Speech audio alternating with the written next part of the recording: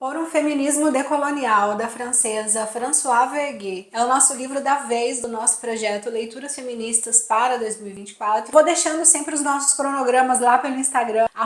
@trama-literária. Hoje a gente discute aí os pontos que para mim foram importantes dessa obra, lembrando que é sempre fundamental voltar para o livro. A leitura, a minha leitura, ela é sempre a minha leitura. A sua leitura, ela vai ser obviamente uma outra leitura a partir de outros pontos, a partir de outras perspectivas. Impressões gerais sobre o livro. A parte 1, eu achei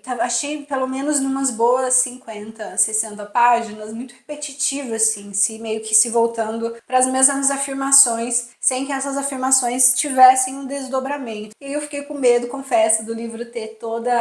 o mesmo tom, e aí eu ter que discutir o livro que eu não gostei tanto, porque considerando que a discussão já estava programada, teria que vir para cá de qualquer jeito. Mas enfim, depois isso se resolve, e tudo aquilo que talvez parecia meio repetitiva é que talvez ela queira ser mais didática do que para não alcançar somente um público muito teórico. Então talvez ela quisesse justamente expandir um pouco e mastigar um pouco mais as informações para que elas chegassem também mais mastigadas para leitores que não estão habituadas com uma leitura de crítica feminista. Outro tom que eu também fiquei pensando e que também primeiro me incomodou e que depois se resolveu é que aqui no Brasil a gente já lida nos últimos anos, nas últimas décadas, com uma discussão muito mais aberta de feminismo e muito menos colonializada. A gente já é muito menos dependente das teorias europeias do que a gente já foi. E aí a Françoise Verguet, ela vem falar muito sobre essa necessidade de se desprender das francesas, de se desprender dessas teorias que são consideradas as grandes teorias e as teorias mais importantes e as mais bonitas e as mais maravilhosas. E aí depois isso também me incomodou, porque deu uma impressão assim, mas a gente já faz isso. E depois eu me liguei que ela é francesa, então talvez na França ela ainda se depare com esse discurso com muito mais frequência do que a gente que estuda por aqui e que já está aqui reconhecidos num país terceiro-mundista e que já consegue perceber essas diferenças e já incorporar outras violências e outras assimetrias ao discurso feminista. Então, esses incômodos que foram os meus primeiros, depois eles foram se solucionando ainda bem. Então vamos lá destacar pontos importantes de um feminismo decolonial. Na introdução, a gente começa com uma abertura da Flavia Rios, Por um Feminismo Radical, intitulada, e ela já traz um ponto bastante importante do que vai ser o tom do livro da Françoise Verguet, que é a ideia de que o feminismo, faz muito tempo que intelectuais racializadas, isso a gente já vê aqui em diversos livros da Bell Hooks e da Angela Davis, que a gente já discutiu, e de outras teóricas, da Lélia Gonzalez. Então a gente já tem muita gente que a gente já discutiu por aqui, que são pensadoras racializadas e que já discute a necessidade de transformar o feminismo numa discussão que englobe e que seja uma teoria radical contra o capitalismo, contra o racismo e contra o sexismo. O que a gente percebe é que durante muito tempo o feminismo ele meio que veio num tom de negociar com as estruturas de poder, e hoje a gente já consegue, a partir da amplitude do que o feminismo ganha hoje, a gente já consegue perceber que esse não é o caminho e que uma libertação ela só vem a partir de uma transformação radical. E aí ela faz a seguinte afirmação: quando a gente se torna feminista, a gente precisa problematizar o feminismo. E isso é uma discussão que a gente tem que fazer sempre, com a gente mesma, com as pessoas com as quais a gente conversa sobre feminismo, em espaços de sala de aula, se for o caso. A gente tem que estar sempre problematizando esse feminismo para entender qual é o alcance, para entender quem fala sobre o feminismo hoje, para entender em qual perspectiva esse feminismo atua. Então a gente precisa problematizar esse feminismo de diversas perspectivas para entender se de fato ele está se propondo como uma prática revolucionária, como uma prática de reconstruir a sociedade sem manter as mesmas bases de opressão. Porque se a gente mantém as mesmas bases de opressão, a gente consegue certos direitos. Então a mulher consegue trabalhar dentro de uma sociedade patriarcal, a mulher consegue se emancipar financeiramente dentro de uma sociedade patriarcal. Dentro de uma sociedade patriarcal, a mulher também consegue uma punição para o seu agressor. Mas isso, de fato, não faz com que essa sociedade seja feminista, ou que ela tenha características feministas, porque a base da sociedade ainda é patriarcal, como é a nossa. Né? A nossa sociedade ela ainda é patriarcal, com uma série de direitos que as mulheres foram conquistando ao longo do tempo, mas sem uma proposta ou sem uma conquista, aliás, propostas a gente até teve, mas sem uma conquista de uma revolução, de uma reconstrução da sociedade de fato, sem as mesmas bases de opressão opressão. Isso precisaria servir para as outras coisas, para a questão de classe e também para a questão de raça. A gente pode pensar hoje na questão das pessoas negras. A gente até consegue encontrar hoje pessoas negras em postos de poder com alto grau de escolarização, mas isso não implica dizer que a gente teve uma redução do racismo, o que a gente teve uma ausência do racismo. O que a gente vai tendo é uma transmutação dessas formas de manifestação de racismo. Uma explicação importante que a Flávia Rios faz em relação ao termo racialização. Aqui a gente está chamando, no livro da Françoise Verguet, a gente está chamando de pessoas racializadas, pessoas não brancas. Então, aqui no Brasil especificamente, a gente pode pensar em pessoas negras, pessoas indígenas. Agora a gente pode pensar também em venezuelanos, em pensar em haitianos, que são pessoas que passam a compor de uma maneira significativa o modo como o nosso país funciona e acaba por compor também de uma maneira importante um aspecto fundamental que a Françoise Verguet levanta, que é a questão do trabalho, e em especial do trabalho invisível. Aqui, pensar sobre esse trabalho invisível é o cerne do trabalho dela. Porque quando a gente pensa em mulher e trabalho, especificamente a partir de uma perspectiva feminista, a imagem que se constrói meio que naturalmente na nossa cabeça, até por uma questão de representação, é sobre mulheres em altos postos de trabalho, de mulheres emancipadas financeiramente a partir do trabalho. Mas aqui a Françoise Verguet está chamando a nossa atenção para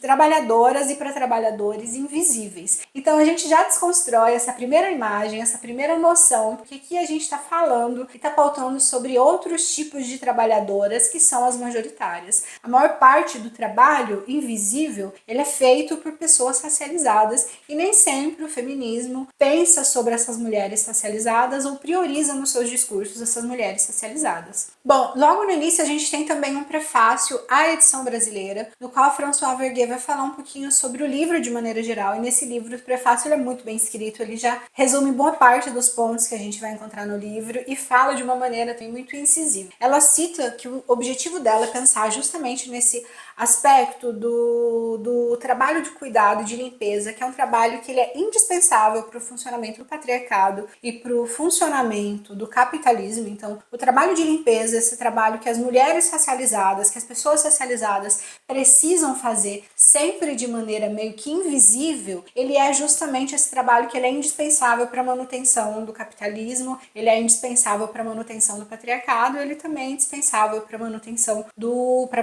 do racismo. Um ponto que ela levanta é em relação às formas de divisão que a gente sempre vai meio que encontrar nos discursos europeus sobre o feminismo, que é a questão do eu e do outro. Ela vai dizer que o feminismo europeu, ou que ela também chama de feminismo branco, ele é justamente esse feminismo que ele busca operar, que ele busca atuar e ele busca conseguir legitimidade e direitos para mulheres, mas não para todas as mulheres, porque esse feminismo ele não questiona qual que é o espaço, qual que é o lugar dessas trabalhadoras racializadas numa sociedade que precisa do trabalho dessas mulheres, do trabalho de limpeza e de cuidado dessas mulheres para poder manter as suas estruturas. Ela vai chamar esse feminismo de feminismo civilizatório, que é um feminismo que ele busca existir e ele busca conquistar certos direitos, mas ele não busca questionar e principalmente não busca derrubar as estruturas que a gente tem em vigência. Ele também acaba que é o feminismo que tem mais alcance, é também o feminismo que vende, é o feminismo que alcança espaços em programas de televisão, por exemplo. Mas esse feminismo combativo, ele nunca vai alcançar, porque para esse feminismo estar nesses espaços, ele precisa estar questionando a legitimidade desses próprios espaços que dependem das mulheres nos espaços de limpeza, nos serviços de cuidado, e ela vai dar esse olhar especificamente a partir da pandemia. Ela vai dizer que quando a gente tem a chegada da pandemia, a gente vai ter essa ruptura de maneira muito clara, porque a gente vai ter uma exata divisão de quais trabalhos vão ter permissão, vamos dizer assim, ou qual trabalho vai poder ser desenvolvido de uma maneira que continue protegendo as pessoas que o desempenham. Então, as pessoas que vão trabalhar em home office ou as pessoas que vão ter o direito de ficar em casa não são as pessoas que precisam executar o trabalho da limpeza e do cuidado, porque essas pessoas precisam continuar se expondo. E na fase da pandemia, que essas pessoas não podem de fato, naquela fase aguda da pandemia, que essas pessoas não podem trabalhar, não estão podendo trabalhar, não se pensa também em nenhuma política de como que essas pessoas continuam existindo, como que essas pessoas continuam comendo, como que essas pessoas continuam fazendo para se sustentar. Ela vai criticar então exatamente essa divisão, porque essa divisão ela é exatamente o ponto em que todas as nossas desigualdades se sustentam e se sustentam muitas vezes por trás de discursos que pareçam extremamente libertários, mas que na verdade não querem colocar em pauta os direitos das pessoas que de fato são oprimidas dentro desse sistema. Tem um ponto aqui que ela levanta que eu acho muito bonito, que ela vai fazer essa distinção de corpos. Então ela vai dizer que a pessoa que mora de repente numa boa casa e que tem um trabalho bom, ela também precisa acordar muito cedo, porque ela precisa ter um corpo flexível, precisa ter um corpo saudável, e esse corpo flexível e esse corpo saudável para ela conseguir alcançar antes de trabalhar e antes de fazer suas coisas e de ter sua comida com as suas porções nutricionais equilibradas, ela precisa de uma pessoa que vai cansar o seu corpo e que vai levar o seu corpo à exaustão para que essa pessoa precisa fazer isso. Parece meio radical, e é exatamente, até porque a teoria que ela propõe é uma teoria radical, mas parece meio radical a gente pensar nessa divisão e pensar, inclusive, nessa busca pela própria saúde como um direito que nem todo mundo vai ter. Para você poder fazer uma academia, para você poder ter suas porções nutricionais equilibradas, você precisa ter tempo, você precisa ter alguém que faça boa parte do seu serviço para você. E a pessoa, se ela pode pagar, ela delega especialmente o serviço doméstico para uma outra pessoa que vai estar ali para executar essa função. Voltando na questão do que ela chama de feminismo civilizatório ou feminismo branco, o que ela chama de feminismo branco aqui não é necessariamente o feminismo que seja seguido por pessoas brancas. Então é importante a gente fazer essa distinção, porque não é uma discussão sobre indivíduo, não é sobre sujeito que estuda ou que lê ou que participa de movimentos ou de ações relacionadas ao feminismo. O que ela está chamando de feminismo branco aqui é exatamente esse feminismo europeu que propõe uma tendência, ou que dá um ar de superioridade em relação à sua própria discussão, e tudo aquilo que não é europeu vai ser considerado como grupos não civilizados. Por isso que ela chama também de feminismo civilizatório. O exemplo que ela dá é o seguinte: quando ela fala das mulheres francesas discutindo o feminismo, ela vai falar que é muito comum haver no discurso dessas mulheres uma distinção entre eu e o outro. Então é como se essa mulher francesa olhasse para outras mulheres e considerasse o que essas mulheres sofrem como um grande absurdo. O discurso muitas vezes que a gente ouve sobre as mulheres muçulmanas, sobre a questão do véu. Hoje a gente já tem um discurso mais elaborado sobre isso, mas quando a gente pensa alguns anos atrás, era muito comum que se olhasse para essas mulheres com experiências culturais, religiosas, geográficas diferentes e olhasse para essas mulheres como se aquilo fosse um grande absurdo, mas o machismo e a misoginia que a gente sofre no nosso país, ou no caso as francesas sofrem na França, fosse uma coisa civilizada, também não fosse tão violenta, não fosse tão brutal, não fosse tão agressiva. E o que a Françoise Verguet vai levantar é: o patriarcado ele se manifesta de formas muito diferentes nos espaços dos países, nas culturas. Então a gente olhar pra gente como se a gente sofresse menos machismo, ou como se a gente sofresse menos misoginia ou menos violência, e pra outra como se a outra sofresse mais, é justamente o que o feminismo civilizatório deseja. Porque é como se, a partir do momento que aquela mulher, de repente, deixe de usar o véu, ela estivesse mais liberta, ou ela estivesse mais próxima de nós, e por isso ela fosse mais feminista, ou ela fosse mais independente, ou ela fosse mais livre agora que ela se parece mais com a gente. Ela cita depois uma série de exemplos sobre trabalhadoras e sobre lutas de trabalhadoras que acabam não sendo muito noticiadas em comparação com ações de mulheres ou com movimentos de mulheres que são muito menos relevantes do que o movimento dessas trabalhadoras, mas que acabam ganhando um espaço na mídia muito maior. Ela diz exatamente que isso que ela chama de feminismo civilizatório pode às vezes se preocupar com pautas e com assuntos muito pequenos e muito insignificantes que justamente só são possíveis de ser pensados porque se anula a necessidade de pensar numa transformação efetiva da sociedade. Se a gente olha para agora como o feminismo funciona e se a gente pensa em quem necessariamente precisaria ser protegido, precisaria se necessariamente ser olhado para essas mulheres de uma maneira muito atenta para entender os espaços de trabalho, a forma como essas mulheres são tratadas dentro desses espaços, as formas de violências às quais essas mulheres são submetidas desses espaços e estratégias para que isso acabe conseguindo uma transformação de fato social. Mas ela faz duas afirmações sobre isso. A primeira afirmação é que é como se as mulheres, por serem vítimas da dominação masculina, elas pudessem, às vezes, se abster na necessidade de pensar em outras formas de dominação que, às vezes, privilegiam essas próprias mulheres. Isso ela vai citar outros exemplos, inclusive históricos, relacionando a questão do período escravagista. Ela vai dizer, então, necessariamente que para a gente pensar num feminismo que seja de fato transformador, a gente não pode entender que pelo fato de que as mulheres sofrem opressão, ela não necessariamente precisa pensar sobre outras formas de opressão como se isso fosse problemas de outras pessoas. E a segunda afirmação que ela faz sobre isso é: o capitalismo, quando ele quer esmagar um movimento, ele esmaga. Então, às vezes, quando a gente olha para a dificuldade de alcance do feminismo em determinados espaços, também é importante a gente pensar sobre isso. Quando o capitalismo ele quer esmagar um determinado movimento, ele esmaga ou ele faz com que esse movimento se modifique. É quando a gente vê, por exemplo, o feminismo em programas de televisão, mas não necessariamente alcançando determinados espaços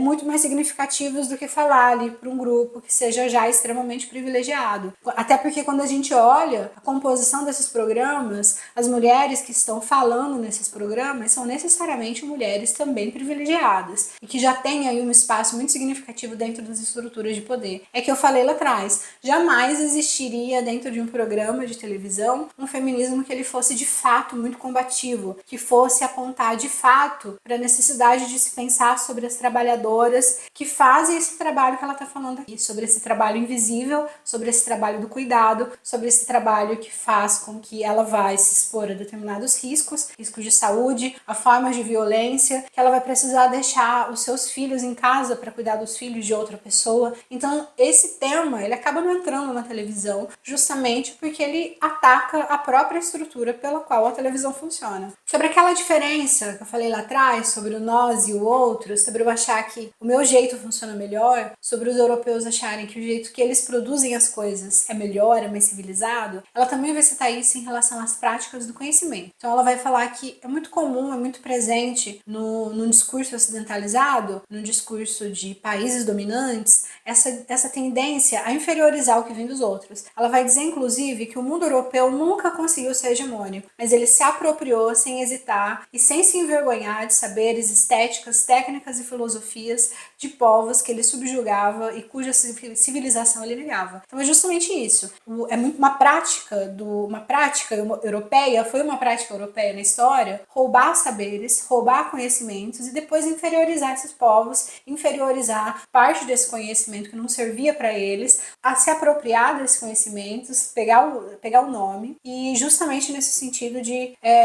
o que eu faço ou o que eu produzo, ele é muito mais inteligível, ele é muito mais civilizado do que você, uma nação que tá aí e que sabe-se Deus como se desenvolveu, produziu e que eu vou roubar e você fica com o que sobrar. Depois ela vai falar sobre a questão carcerária. Essa é uma discussão que a Angela Davis faz largamente e ela vai falar sobre a necessidade da gente pensar como se forma uma população carcerária. Quando a gente pensa no feminismo, é muito comum que a gente pense que às vezes a solução sejam penas mais rigorosas, que favoreçam mais as mulheres e que favoreçam mais as vítimas e criticar muitas vezes com um sistema penal que é falho em essência, que não tem como não ser falho, e criticar quando esse sistema penal acaba deixando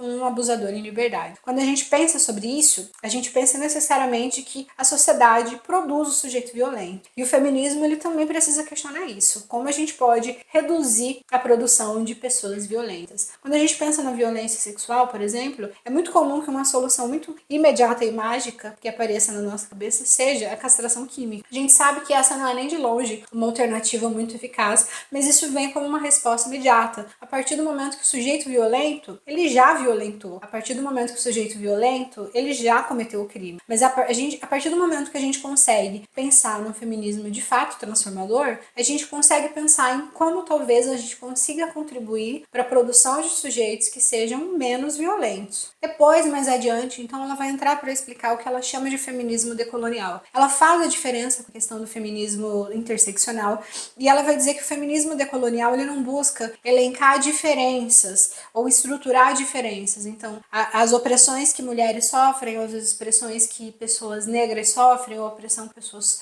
racializadas, ou a violência que pessoas de classes mais baixas sofrem, porque ela vai dizer que uma análise de uma situação de violência, ela precisa ser sempre multidimensional para entender quais são os fatores, todos os fatores que podem levar aquela violência a acontecer. Ela cita anteriormente o exemplo de diversas mulheres racializadas, trabalhadoras na França, que conseguiram vencer uma ação contra uma empresa muito grande. Se a gente olha do problema de fora, a gente pode pensar que a empresa é essa grande vilã que precisa dessa punição, e de fato no caso é. Mas a gente também consegue entender o problema de uma perspectiva maior, entender que o Estado legitima a existência dessas empresas. É o Estado que, de certo modo, vai permitindo com que essas empresas vão explorando e às vezes, muitas vezes, desobedecendo as próprias leis desse Estado para poder manter a estrutura desse Estado funcionando. Quando a gente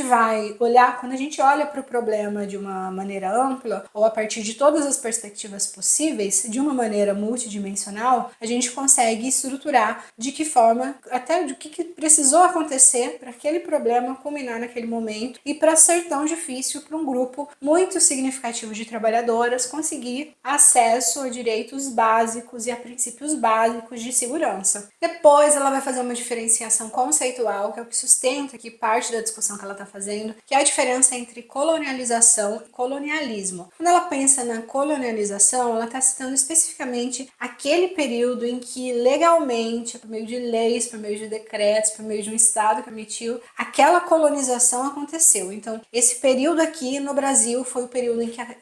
que o período escravocrata inicia, esse é o ano em que o período escravocrata termina. Então, aqui a gente tem um processo de colonização. Agora, quando a gente pensa no colonialismo, a gente pensa num processo que tem seus frutos até hoje. O modo como o racismo existe no Brasil, ele ainda existe porque a gente teve uma estrutura colonial que permitiu que o racismo fosse fundado e fosse moldado dessa maneira. Assim como o patriarcado, o racismo ele também vai se manifestar de maneiras diferentes, dependendo do país, dependendo da cultura, dependendo do contexto. Mas se a gente tem um país no qual existiu colonização, a gente vai ter racismo. E esse racismo ele vai existir justamente por causa do processo de colonialismo. Então a gente ainda tem aqui no Brasil mulheres racializadas que vão executar esse trabalho de limpeza, esse trabalho de cuidado, esse trabalho que põe sua vida em risco, que coloca a vida dos seus em risco. E aí ela cita um exemplo muito bom que é essas mulheres racializadas quando saem das suas casas e que elas têm meio que uma permissão para entrar nas outras casas ou para entrar nem nas casas, mas nessa parte da cidade que geralmente as pessoas racializadas não podem entrar, elas vão sozinhas, mas elas não podem levar os seus, porque se elas levam os seus, essa outra pessoa que entra, ela já entra numa condição na qual ela não está sendo muito bem recebida. Ela vai ser a pessoa que vai sofrer com racismo implícito ou explícito, dependendo do lugar em que ela esteja. A gente pode pensar desde manifestações mais cotidianas, como ser seguido no supermercado, ou a gente pode pensar em situações mais evidentes, quando a gente tem uma situação de violência de fato contra uma pessoa negra, porque ela está no lugar em que não era para ela estar. Mas de repente uma pessoa racializada que está ali para limpar, que está ali para cuidar, que está ali para fazer o trabalho sujo, ela pode estar ali naquele espaço, dependendo do horário, porque ela foi autorizada a estar naquela parte da cidade. Mais adiante, para finalizar já essa parte 1, ela entra numa distinção do que foi o feminismo historicamente. Ela faz uma distinção muito clara entre a década de 70 e uma década de 80, e a gente já leu outros textos aqui que apontaram também para essa mesma questão, a questão de que o feminismo ele foi se moldando ao longo do tempo justamente para ser menos mal recebido. A questão lexical mesmo, palavras que se usavam em relação a feministas na década de 70 fizeram com que os estudos feministas tivessem uma perspectiva muito pejorativa, né? Então as coisas que se diziam sobre feministas eram muito pejorativas, e por ser muito pejorativo, então as coisas que se diziam sobre feministas eram coisas muito pejorativas, e por ser coisas muito pejorativas, o que se fez foi um serviço de limpeza que fez com que várias palavras ou vários termos dessas mulheres foram meio que desaparecendo do estudo. Então quando a gente tem, de repente a gente para de usar o termo feminismo e começa a usar o termo estudo sobre mulher, a gente já tem uma mudança lexical importante aí que marca o fato da pessoa não querer usar o termo feminismo. Mas a partir do momento que ela usa estudos sobre mulher, ela já usa uma palavra, um conceito aí que já não vai ser mais tão mal visto e que não vai fazer com que essa mulher seja acusada aí de impropérios e vai ser chamada de coisas absurdas. Se você está chegando por aqui agora, essa discussão faz parte do nosso projeto Leituras Feministas para 2024, então todo mês a gente está lendo aqui um livro de teoria feminista, de crítica feminista, e dessa vez a gente fala sobre um feminismo decolonial. Bem, no primeiro vídeo sobre essa discussão, eu falei um pouquinho sobre um certo incômodo com a repetição de algumas informações, e aí que depois isso foi se diluindo, porque eu fiquei pensando que talvez ela tivesse justamente tentando alcançar um público mais amplo, e essa inquietude, essa questão, ela se dissolve na parte 2, porque a parte 2 é muito mais densa, ela vai trazendo muito mais informações seguidas, vamos dizer assim, e vai aprofundando então uma discussão que ela tinha feito na parte 1. Acabou que eu achei a estrutura ótima, porque a parte 1 ficou mais introdutória, ficou mais ampla, e a parte 2 ficou mais específica, dá pra ver que ela verticalizou a discussão de uma maneira aí muito boa e que ficou muito claro pra gente. O que eu gosto também dessa parte 2 é que ela traz muitos exemplos práticos. Ela começa falando sobre essa questão do trabalho, ela começa falando sobre uma questão da condição das mulheres no século XXI, sobre as questões das diferentes vertentes do feminismo e como essas vertentes acabam entrando em desencontro por uma série de razões. E aqui na parte 2, essas discussões elas vão ficando muito mais específicas justamente porque ela vai trazendo muitos exemplos para esclarecer o que ela está falando. Hoje a gente fala um pouquinho então sobre o que ela está chamando de feminismo civilizatório, que ela já começou na parte 1. Bem, de modo muito sucinto, para a gente debulhar isso depois, para a gente destrinchar isso depois, a gente pode chamar de feminismo civilizatório uma espécie de feminismo que negocia com as forças de poder. É como se a gente pudesse dizer que há um certo grupo feminista ou há uma certa vertente dentro do pensamento feminista para a qual é muito confortável negociar com os grupos de poder e conseguir acesso a certas conquistas que privilegiem esse grupo. Só que quando a gente fala de feminismo, a gente fala de transformação, a gente fala de revolução. Nem sempre, ou na menor parte das vezes, a gente fala sobre negociar com o Estado, sobre negociar com grupos de poder. A gente já discutiu um outro livro que fala alguma coisa sobre isso aqui no canal, que é esse aqui da Judith Butler, A Reivindicação de Antígona, que é o livro no qual ela vai falar, entre diversas outras coisas, que hoje ela percebe que o feminismo ele está muito mais tentando conquistar um espaço dentro do Estado, por meio de leis, por meio da conquista de direitos, por meio de uma negociação com o grupo de poder mesmo, do que ser uma força combativa e revolucionária. É claro que ter leis que privilegiem as mulheres ou que deem certos direitos para as mulheres, na verdade, é muito importante. Conseguir certos espaços por meios legais também é muito importante. Mas o feminismo ele não pode se reduzir só a isso, porque a gente sabe que esses direitos que a gente vai conseguindo por meio da manutenção de uma estrutura que continua a mesma, esses direitos a gente pode perder a qualquer momento. A gente pode falar de lugares em que o aborto ele era legalizado e depois passou a ser proibido. A gente pode pensar em lugares como o Irã, no qual as mulheres podiam andar sem o véu e depois, por causa de um movimento político, passaram a ter que andar com o véu. Então, quando a gente fala dessa ideia de o feminismo ele não serve somente para fazer essa negociação com grupos de poder, a gente está falando, entre outras coisas, disso também. A Françoise Vergé vai falar disso e de várias outras coisas, disso sobre diferentes perspectivas, e a gente vai falando um pouquinho sobre tudo isso. Um assunto que vai ser o mais recorrente dessa parte 2 vai ser a questão das mulheres muçulmanas e do uso do véu islâmico na França. Ela foi trazendo vários dados e dá para perceber que na França tem um grupo islâmico muito grande, muito significativo, e uma parte desse grupo usa o véu. Só que a França, pelo que ela foi mostrando e por diversas notícias que ela foi trazendo dentro de um recorte temporal muito grande, a França ela tem um problema específico com essa questão do véu, e ela foi trazendo um recorte temporal muito longo, com diversas notícias de jornal, com diversas pesquisas feitas em relação ao quanto que a França implica com essa questão das mulheres muçulmanas estarem usando véu dentro da França. E uma maneira que a França encontrou para poder repudiar o uso do véu, e aí a gente fala de grupos feministas que conseguem negociar com o grupo de poder, foi por meio dos discursos feministas, porque fica muito fácil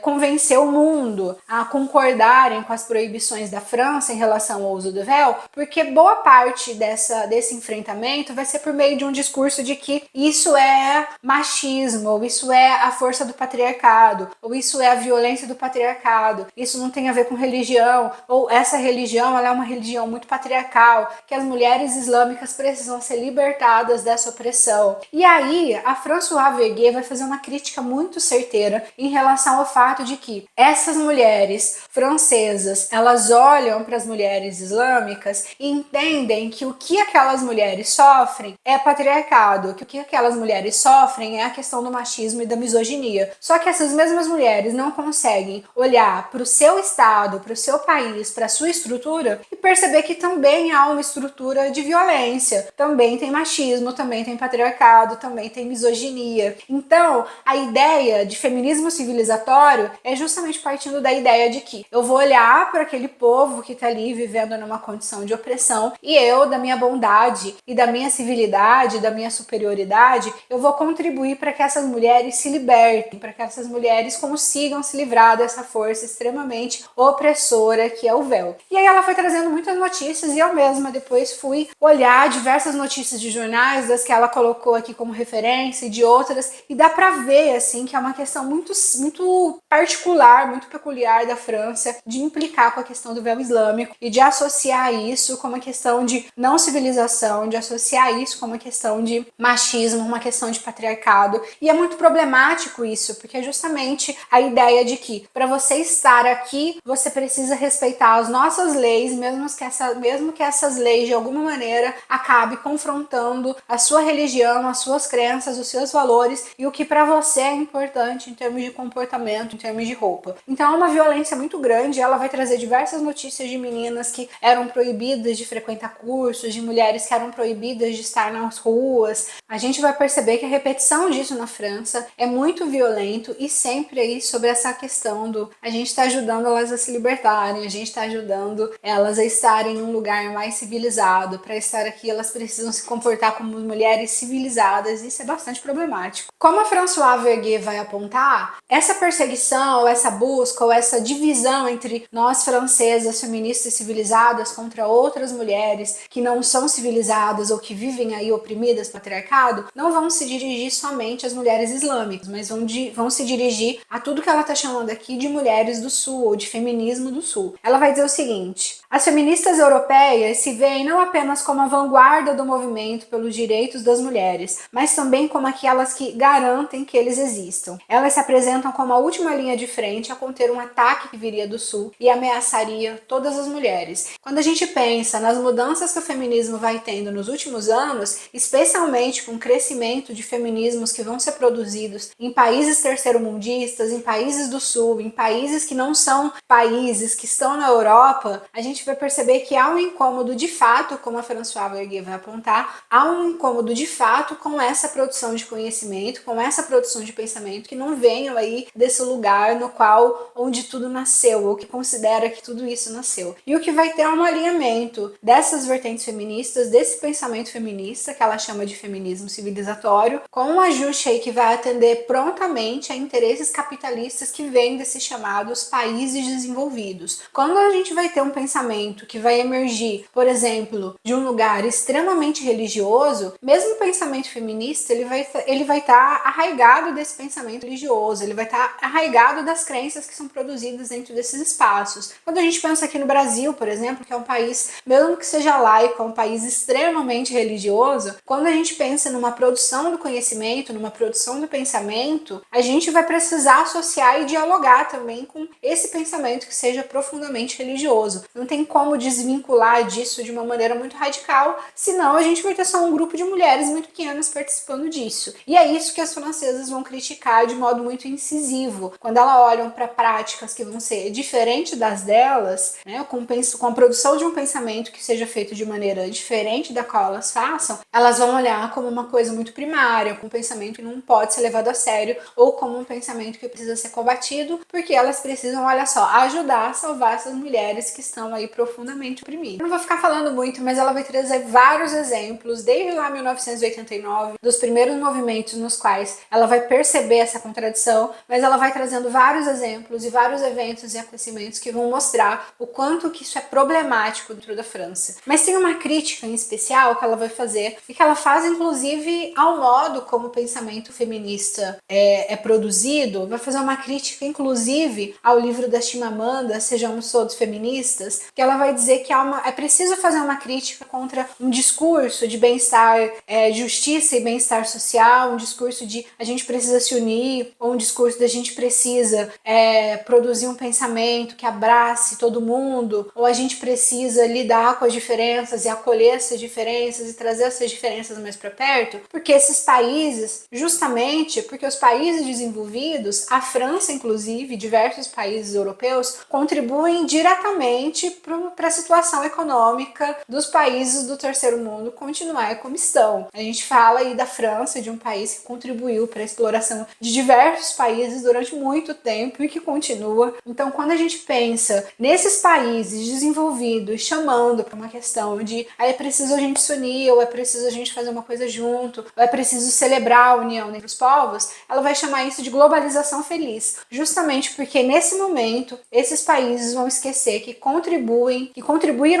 durante muito tempo e que continuam contribuindo para a opressão e para a exploração de diversos países. Então, quando a gente pensa nesse modo de produção econômica, e a gente olha aqui para o Brasil, por exemplo, que é um país que foi explorado durante muito tempo por diversas razões e por diversos movimentos históricos, a situação que a gente encontra hoje que nos oferece um país extremamente desigual em termos de classe, em termos de raça, em termos da questão sexista, a gente entende que essas diferenças foram produzidas, entre outras coisas, diretamente pela exploração de países desenvolvidos, pela exploração inclusive de países europeus. Então, quando a gente percebe esses países agora chamando todo mundo para celebrar junto as diferenças, ela vai chamar isso de globalização feliz, porque ela vai dizer, é muito fácil você olhar a partir da crença de que você é um país extremamente civilizado, extremamente desenvolvido intelectualmente, olhar para esses países do terceiro mundo e dizer que eles precisam meio que ser salvos, sendo que foram esses países que exploraram os países do terceiro mundo aí durante boa parte da sua existência. Como ela vai falar, isso só é possível porque ela vai defender que as mulheres europeias, as feministas europeias, despolitizaram o movimento feminista. Então, quando se despolitiza o movimento feminista, se apaga, por exemplo, as lutas específicas de mulheres com pautas específicas, das mulheres negras, das mulheres do terceiro mundo, das mulheres com agendas e com necessidades diferentes das mulheres europeias. Então, a partir do momento que o feminismo ele é evocado somente a partir da necessidade de liberdade individual, então quando a gente olha para a questão das francesas com as mulheres muçulmanas, e elas vão falar que é necessário que as mulheres muçulmanas tirem o véu, porque isso é uma questão de liberdade individual, se apaga toda uma questão religiosa e cultural de direito daquela pessoa e que também precisa ser respeitado como uma questão de liberdade individual. Ela vai dizer que isso é fruto do feminismo liberal. Justamente desse feminismo consegue negociar com os grupos de poder, consegue negociar com o Estado, então consegue fazer, por causa de um movimento vinculado ao Estado, que as mulheres tirem o véu para frequentar cursos, para frequentar espaços públicos, para conseguir trabalhar. Então, quando as feministas conseguem isso pelo Estado, ela chama isso de feminismo liberal. Outro termo que ela vai trazer, eu vou ler aqui para não errar, é o termo femonacionalismo. Ela vai chamar de femonacionalismo essa possibilidade de explorar o uso de temas feministas para atender a uma necessidade necessidade do Estado, para atender a uma necessidade de um grupo de poder, para atender a uma necessidade neoliberal e que vai acabar contribuindo para estigmatizar um outro grupo de uma maneira muito violenta. Então aqui, como ela está falando da questão do islamismo, por meio dessa discussão de que o véu ele é extremamente opressivo, ele é extremamente misógino, é extremamente patriarcal, o que a gente vai ter vai ser uma estigmatização dos homens muçulmanos. Tentando trazer esse tema aqui para o Brasil, a gente consegue perceber isso muito claramente com homens indígenas, com homens negros. Como aqui a gente tem toda uma estrutura que vai direcionar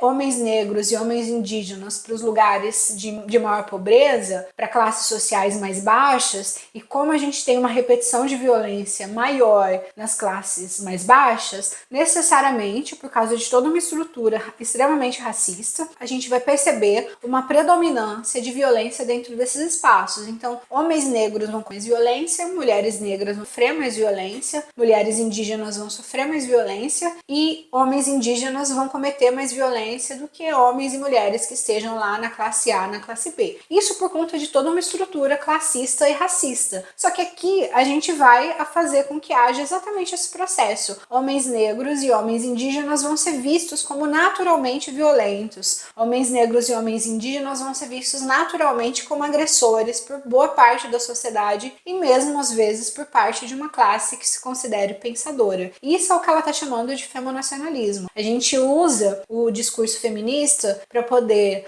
vender coisa, para vender produto. A gente usa o feminismo para conseguir determinados direitos para as mulheres que conseguem lutar por seus direitos, que geralmente vão ser mulheres com mais grana ou mulheres mais esclarecidas, que tenham mais acesso ao estudo, por exemplo. A gente vai ter uma estigmatização desses homens que vão ser vistos aí como naturalmente violentos. Uma outra coisa que ela citou e que eu achei muito interessante é a questão de como as figuras feministas elas também são transformadas ao longo da história. Então, mulheres que às vezes eram militantes extremamente combativas, extremamente radicais, na história elas são pintadas com outra imagem, tanto descritas por meio de um comportamento mais ponderado, de um comportamento mais discreto, quanto a sua própria imagem muitas vezes ela é adequada. Eu tenho a imagem da Frida Kahlo aqui. A Frida Kahlo é uma que sofre muito com isso, que passou muito por isso ao longo da história. Ela vai citar o exemplo da Rosa Parks, ela vai citar o exemplo da Coretta Scott King, que é a esposa do Martin Luther King, e essas mulheres elas são pintadas, elas são desenhadas como mulheres que estavam aí lutando, que estavam aí fazendo o seu trabalho, mas de uma maneira muito diferente que elas faziam quando elas estavam em atividade, justamente porque para atender a um discurso aí que permita com que esse feminismo entre nos espaços de mídia e para que essas mulheres sejam consideradas figuras dignas de continuarem na história, elas precisam aí de toda uma adequação da sua imagem, porque imagina só, ela não pode ser aquela feminista extremamente combativa, violenta, agressiva, que ela era quando ela estava viva. Então na história ela vai ser pintada como uma mulher mais ponderada, mais adequada, menos combativa, justamente porque é assim que uma feminista deve se comportar, como uma mulher deve se comportar. Mais adiante, num subcapítulo chamado O Desgaste dos Corpos, ela vai trazer uma discussão que vai se afastar um pouquinho dessa discussão que ela fez até agora no capítulo 2, mas é uma discussão que retoma uma questão que ela tinha levantado no capítulo 1, na parte 1, que é a questão da exploração dos corpos. Ela vai fazer uma discussão longa sobre isso, e uma discussão bastante interessante e necessária, justamente porque ela vai chamar atenção para pontos que geralmente as pessoas não dão muita atenção, que é a questão do descanso, a questão do cuidado com o corpo, a questão de ter tempo livre, de ter tempo para lazer. Então ela vai fazer muito essa discussão no sentido de que o corpo que tem direito ao descanso, que tem direito ao autocuidado, que tem direito a uma nutrição adequada, é necessariamente o corpo da pessoa que tem condição de pagar por isso. Tudo isso precisa de grana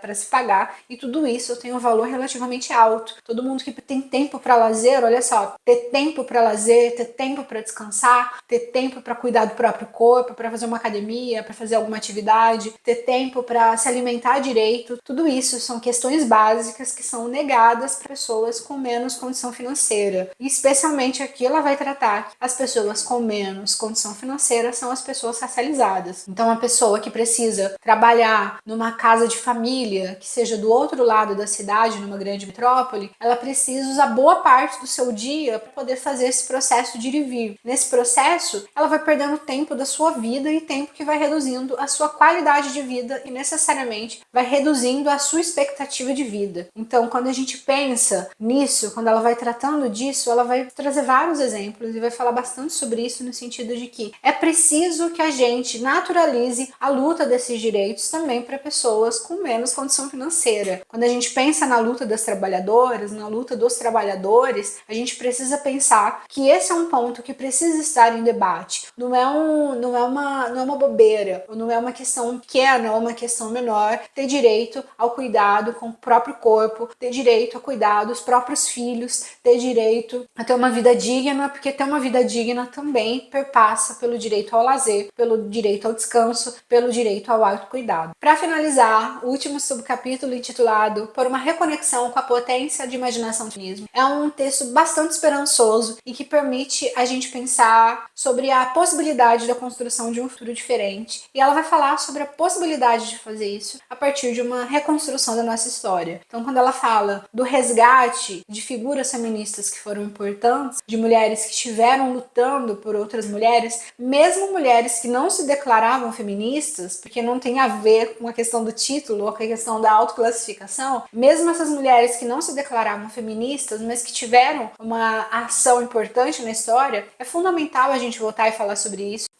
Justamente porque quando a gente percebe que as mulheres têm uma história, justamente porque quando as mulheres percebem que tem uma história, a gente pode pensar na construção de um novo futuro. Então ela vai dizer que esse é um trabalho de arqueologia bastante moroso e bastante difícil de se fazer, mas que é extremamente necessário para que a gente consiga coletivamente pensar na construção de um futuro diferente. E a construção de um futuro diferente necessariamente implica na valorização de um conhecimento e na valorização de um saber produzido fora de países que têm uma história de dominação e de exploração. Então, a partir do momento que a gente tiver tanto um volume quanto uma constância na produção do conhecimento e na produção de ações de mulheres que venham de países explorados, a gente consegue modificar isso, porque necessariamente essa produção do conhecimento, ela vem de uma forma muito desvinculada à necessidade de perpetuação das relações de poder. Como ela vai mostrar, as feministas europeias querem direitos para si, mas querem que as estruturas de exploração continuem em outros campos. Mas a partir do momento que a gente consegue produzir um conhecimento que seja desvinculado, cada vez mais desvinculado desse conhecimento, a gente consegue mudar um pouquinho o jogo e colocar aí as mulheres do Sul no espaço de produção e no espaço de conhecimento que consiga permitir que essas mulheres olhem para si e olhem para sua própria história de uma maneira um pouco mais transformadora. Gente, é isso. Espero que vocês tenham gostado. A gente finaliza aqui. Eu já deixo o convite para a nossa próxima discussão, que vai ser a tecnologia de gênero da Teresa de Lauretis. Até mais!